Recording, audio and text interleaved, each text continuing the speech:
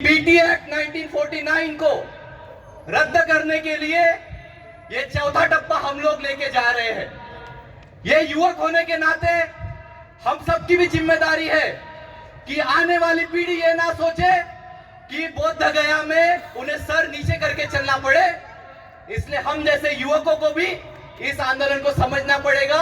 ये मेरी प्रखर भूमिका है दोस्तों, क्योंकि मैं जानता हूं घमंड है जो ज्ञान का, घमंड है जो ज्ञान का, प्रमाण ये विद्वान का, क्या मत दोगे बुद्ध को जो ज्ञानी था ब्रह्मांड का। ये हमारे बोल नहीं दोस्तों, ये महाकरुणिक तथागत भगवान बुद्ध के ही वो संकल्पना है जिसमें हम आज भी संवैधानिक भारत में इस लड़ाई को लड़ रहे हैं कि हमारा धार्मिक स्थल वापस दो। आपने किसी देश में देखा है कि एक समाज सिर्फ संविधान को अपनी धर्म ग्रंथ मानता है? ये किसी देश में नहीं।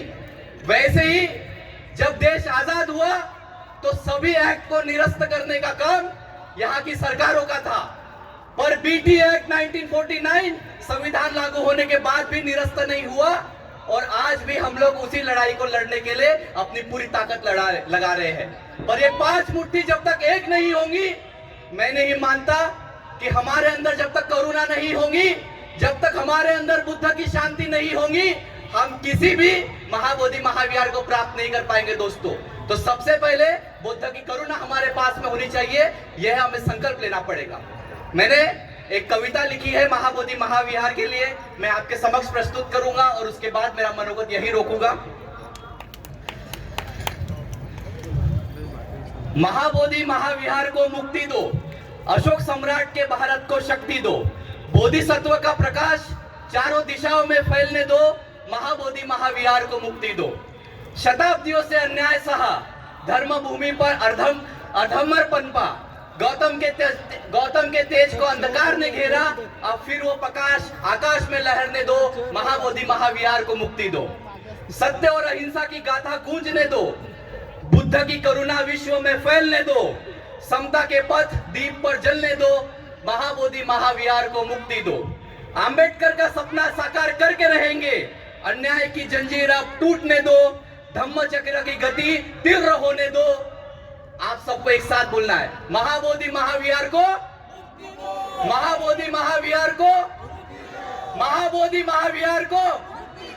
यही आशा करता हूं, यही आकांक्षा करता हूं और ये जन चेतना यहां से भी एक जयघोष करना चाहता हूं कि जो लड़ाई डॉक्टर विलास खरात सर जहां पे जितने भी मान्यवर उन्होंने शुरू की, अगर आने वाले 4 साल भी बीत जाए, आने वाले 10 साल भी बीत जाए, हमारी एक पीढ़ी खत्म हो जाए, पर अभी शुरू हुआ आंदोलन किसी भी हालत में वापस नहीं लिया जाएगा। ये संकल्प आज इस मंच से देता हूं।